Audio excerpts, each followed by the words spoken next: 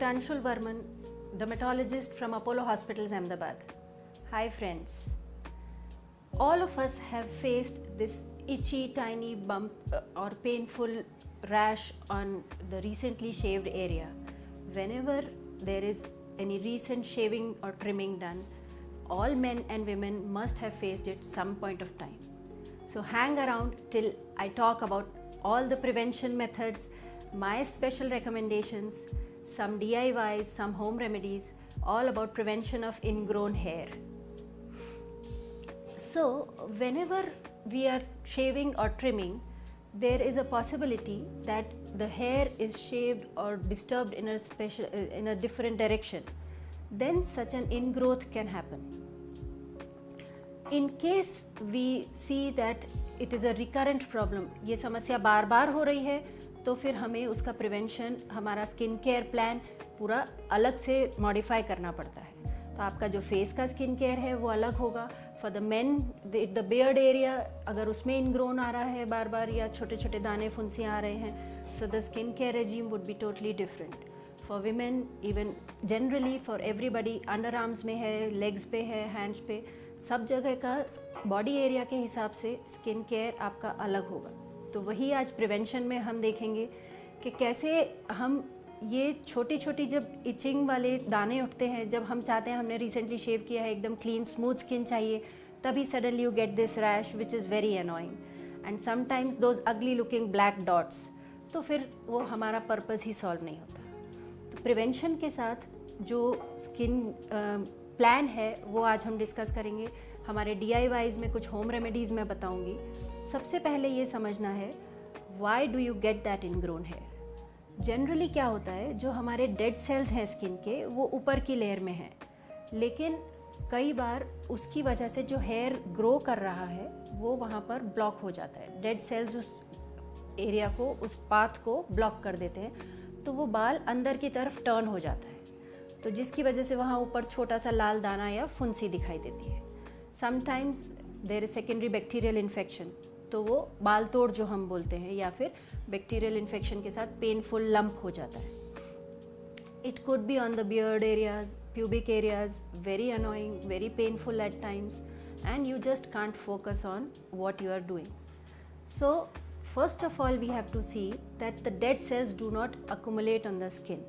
जो dead cells उसको clog करते हैं, ब्लॉक करते हैं, उसको हमें रिमूव करना है. तो एक जेंटल एक्सफोलिएशन है. एक्सफोलिएशन में I would strongly avoid mechanical exfoliation, यानी जो आप स्क्रब कर रहे हैं, लूफाज लगा रहे हैं या वॉश क्लॉथ्स यूज़ कर रहे हैं, वो सब नहीं करना है, क्योंकि जो फ्रिक्शन क्रिएट होता है स्किन पर लॉन्ग टर्म में, that can lead to post inflammatory pigmentation, यानी स्किन टोन चेंज हो जाता है, डार्क टोन होने लगता है धीरे धीरे, तो वो डार्कनेस या इन्फ्लेमेशन या डर्मेटाइटिस का रूप ले लेता है. So mechanical exfoliation should be avoided. Chemical exfoliation हम प्लान करके वीकली जेंटल एक्सफोलिएट कर सकते हैं. तो उसमें हम कई प्रोडक्ट्स आते हैं, सैलिसिलिक एसिड बेस्ड आते हैं, तो वो अच्छे रहते हैं, या ग्लाइकोलिक एसिड AHA बेस्ड आते हैं, वो हम वीकली या एवरी 10 डेज माइल्ड एक्सफोलिएट कर सकते हैं. अगर आप अपने डर्मेटोलॉजिस्ट की एडवाइस से जाना चाहेंगे तो वो आपकी स्किन टाइप के हिसाब से, आपके बॉडी एरिया के हिसाब से प्रोडक्ट ज़रूर रेकमेंड करेंगे.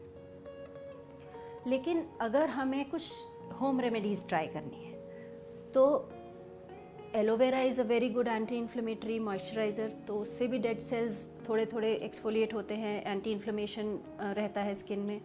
Otherwise what you can do is coconut oil and sugar, soak it overnight, that paste, apply it over the affected area for 10 minutes and wash it off. You don't have to rub in. घिसना नहीं है, उसको बहुत रब नहीं करना है, तो भी वो अपना काम ज़रूर करेगा. फिर ओट मील पाउडर होता है, उसको कर्ड के साथ मिला के आप यूज़ कर सकते हैं. These are certain tips which will definitely help in keeping your skin smooth and soft. तो एक्सफोलिएशन भी रहेगा, मॉइस्चराइजिंग भी रहेगा, and that will help. Honey और कर्ड मिक्स करके उसका पेस्ट अप्लाई करने से भी एक्सफोलिएशन अच्छा होता है. So these are some tips that you can try and let me know. Then comes the moisturizing part. Regular daily moisturizing of the affected area will soften the dead cells. तो बाल ऊपर की side जब grow कर रहा है तब वो निकलना आसान हो जाएगा. So it will not cause any further inflammation. That helps a lot. Moisturising में हमें ये भी ध्यान रखना है, जब भी हम एपिलेट कर रहे हैं या शेविंग कर रहे हैं उसके बाद वो एरिया को मॉइस्चराइज करना ज़रूरी है. तो मॉइस्चराइजिंग में आप हाइलोरॉनिक एसिड, नाइसिनामाइड या सेरामाइड बेस्ड मॉइस्चराइजर यूज़ कर सकते हैं. So these help a lot. फिर आता है मेन प्रोसेस, जब आप शेव कर रहे हैं तब क्या ध्यान रखना है. इनग्रोन प्रिवेंट करने के लिए सबसे पहले आपको फ्रेश रेज़र यूज़ करना है. शार्प होना चाहिए. बार बार उसको एक ही एरिया पे स्ट्रोक नहीं देने हैं ताकि उस एरिया के स्किन सेल्स डैमेज ना हो. बाल के डायरेक्शन में ही शेव करना है. रिवर्स डायरेक्शन में ये इनग्रोथ के प्रॉब्लम ज़्यादा पाए जाते हैं. जिनको ज़्यादा टेंडेंसी है इनग्रोन की, उनको शेविंग अवॉइड करते हुए ट्रिमर यूज़ करना चाहिए. प्लस आप शेविंग क्रीम और वार्म वाटर यूज़ कर सकते हैं, तो उससे भी स्किन सेल्स सॉफ्ट रहते हैं. तो सिंगल स्ट्रोक में आपका शेविंग कंप्लीट हो सकता है. तो इन सब बातों को ध्यान में रखते हुए इनग्रोथ को हम प्रिवेंट कर सकते हैं. द बेस्ट वे, जो रामबाण इलाज है प्रिवेंशन ऑफ इनग्रोथ के लिए, वो है laser hair reduction. So Indian skin के लिए डायोड लेज़र सबसे अच्छा माना जा रहा है आजकल. इतने सालों का एक्सपीरियंस है, कोई साइड इफ़ेक्ट्स नहीं होते, बहुत एफिशिएंट होता है. अच्छे से आपके बाल की जो जड़ है वही ख़त्म हो जाती है, तो बार बार का ये एपिलेशन का झंझट ख़त्म हो जाता है. आपको लॉन्ग टर्म में सेफ्टी मिल रही है, इनग्रोथ प्रिवेंट हो रहा है, इन्फेक्शंस के चांसेस कम हो रहे हैं. लॉन्ग टर्म में जो पिगमेंटेशन आता है ये रेज़र के फ्रिक्शन से, वो सब भी आपका अवॉइड हो सकता है. So laser hair reduction in my opinion is the best way to prevent ingrowth. And if at all you are already suffering from this problem, I'm always available for consultation.